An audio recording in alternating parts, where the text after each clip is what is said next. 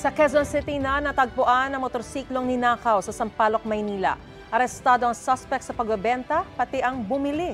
May unang balita si Nico Wahe. Isang araw ang hinintay ng lalaking ito para muling mabalik ang kanyang nawawalang motorsiklo.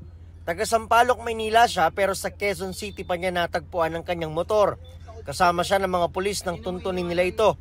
Kwento ng biktima, March 16 nang makipag-birthday siya sa kanyang kaibigan. Mga bandang 2:00 po, doon ko na po na confirm na yung susi ko wala po sa akin. And 4:30 po, yung pauwi na po ako.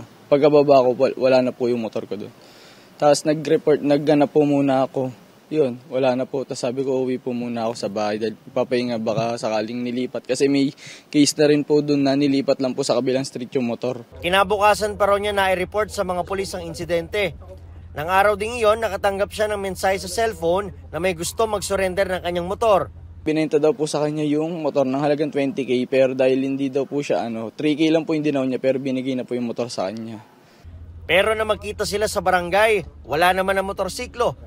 Itinago niya raw ito sa takot na madamay. Kalaunan, itinuro rin ng umano'y nakabili kung sino ang nagbenta sa kanya. Pareho silang arestado, ang nagbenta at ang bumili ng motorsiklo dahil sa paglabag sa anti-fencing law. No comment po. Diyan sa korte na lang po kami magsasalita. No comment na. Kinumpirma nilang dalawa na magkakilala sila. Yung sa bibili, kailangan pag bumili kayo, merong resibo. Napaka-importante po yun. Dahil kung walang resibo, malamang sa malamang po, ito po ay galing sa nakaw. Dati nang nakulong ang dalawa dahil sa ilang kaso. Ayon naman sa biktima, mailan din siyang gamit sa compartment ng motor na nawala rin. Hawak ngayon ng Manila Police District ang dalawang suspect. Ito ang unang balita. Nico Wahe para sa GMA Integrated News.